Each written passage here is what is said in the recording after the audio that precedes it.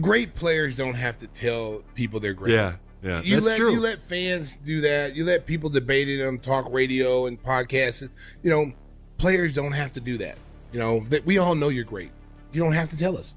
And then, like, the generation, they talk so much shit about the game today, and it makes you go back and watch the game back then, and it makes you not even want to appreciate it no more like I did when I was a kid. Like, it was like... And it's just basketball. At the end of the day, it's just basketball. Yeah, I'm 10, 12 years in, I got 4 MVPs and 4 championships, like, but do I still want to do this shit? You know what I'm saying? Because you know how hard it is. Some people say, I want to go play baseball. Right? Yeah. And then I want to come back. Or some people say, I'm going to go 22 straight. Magic Johnson drew a hard line in the sand, and LeBron James and Kevin Durant found themselves standing on the wrong side of it. His explosive frustration with load management hit modern stars directly, calling out players who sit out games while cashing massive checks.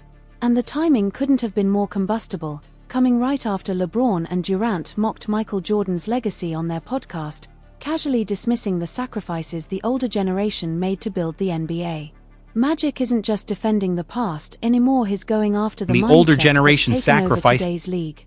At Michael Jordan's 60th birthday celebration in February 2023, Magic pulled MJ aside, and the two legends spent a full 30 minutes discussing one thing: load management. Players say they need a rest. I don't know. You hate it. I hate it. I dislike it. It's about your team, where you stand. Yeah. You're losing games when you sit out. Yes. And so I dislike it. I hope they get rid of it. What came next made it personal. Magic connected load management to something deeper: respect for the fans who built the NBA and made every player's success possible. It's about your ego, your passion, your love for the game. It's about those fans who, like you said, paid their hard-earned money to watch you play this game of basketball. Magic is highlighting what today's NBA refuses to acknowledge: the uncomfortable truth that the legends who built this league showed up every single night without any of the modern advantages players have now. No massive training staffs, no recovery centers, no sports science departments.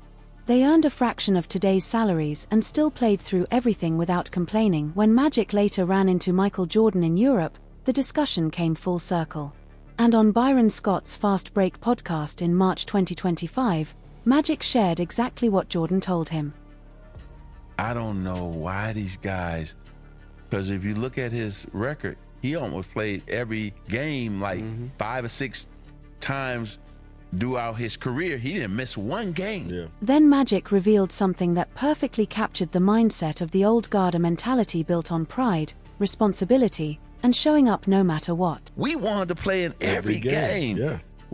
Pat Riley or our trainer, Gary Beatty, had to make sure that they said, no. B, don't put on your uniform. Don't come sitting on that bench, because you would want to play because you want to play for your guys and with your guys.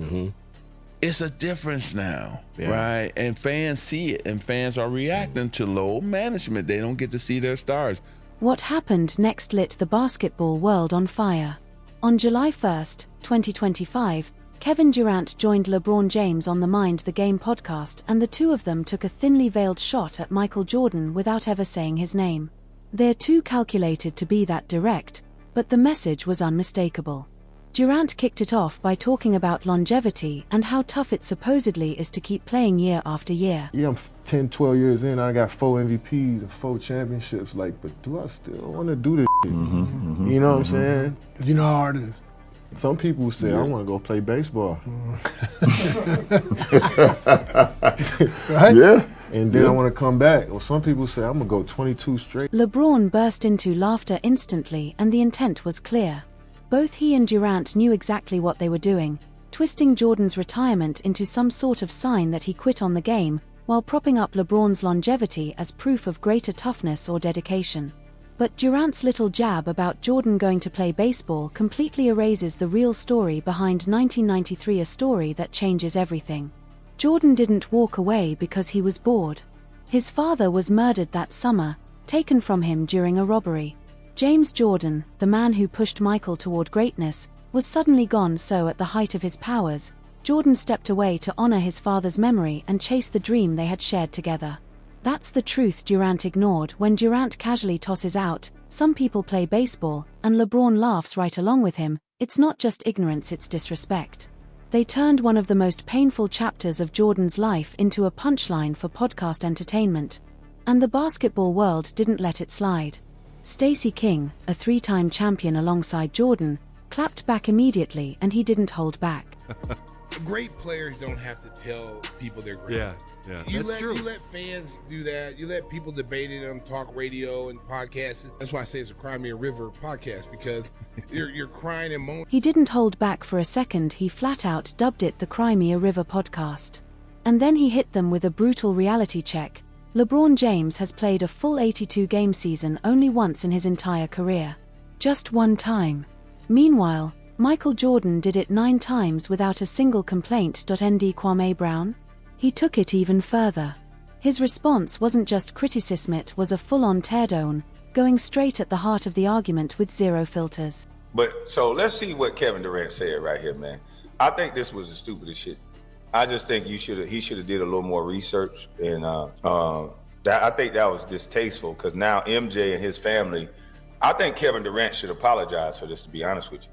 And I think that's kind of whack that, Kevin Durant said he's a student of the game, but how did you not know this information? Jordan didn't walk away after a first-round exit or a humiliating finals loss.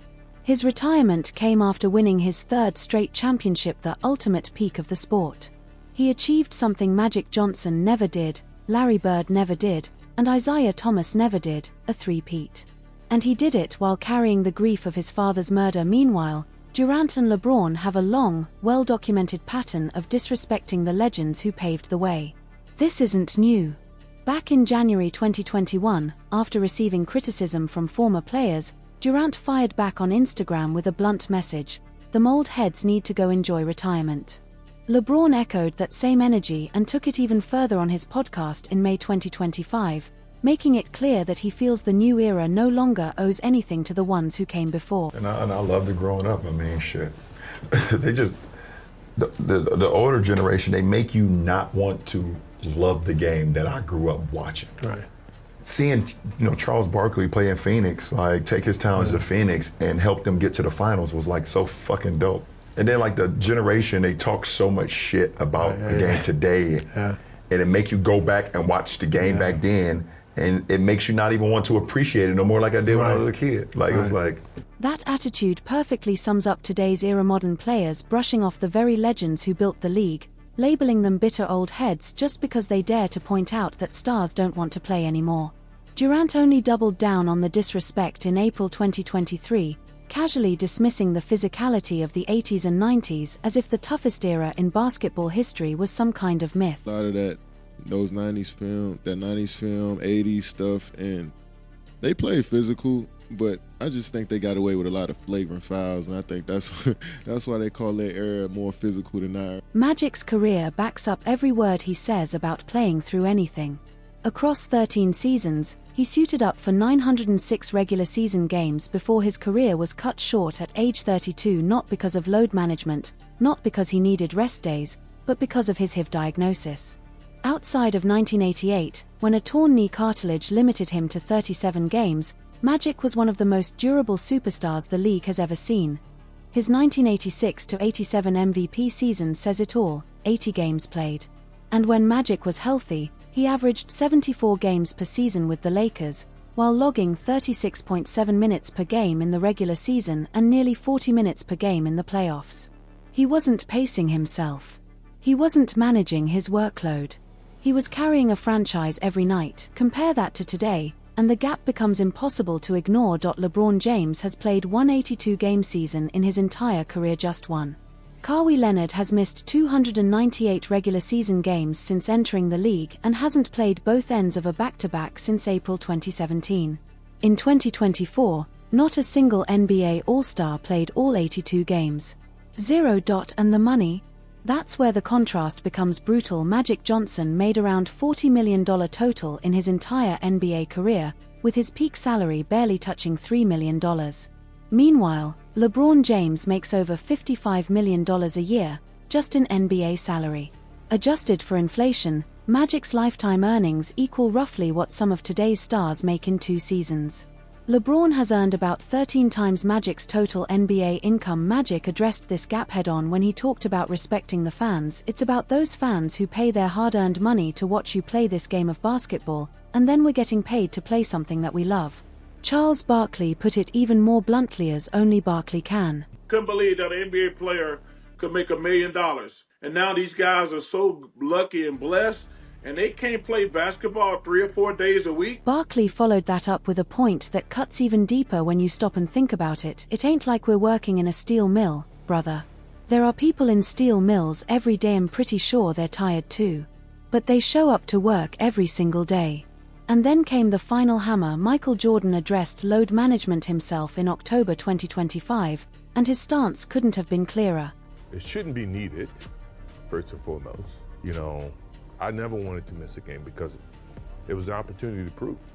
The fans are there that watch me play. I want to impress that guy way up on top who probably worked his ass off to get a ticket. Jordan believed that if you were healthy enough to play, you played. No excuses.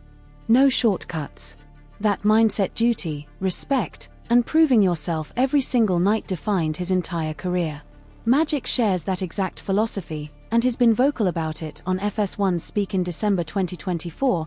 Magic drew a straight line between load management and declining NBA viewership. There's a reason the viewership is going down. These guys better wake up. We've got to change this. The guys have to play. We took pride in playing. Then he hit on something even deeper about the NBA's culture shift. They don't hate each other.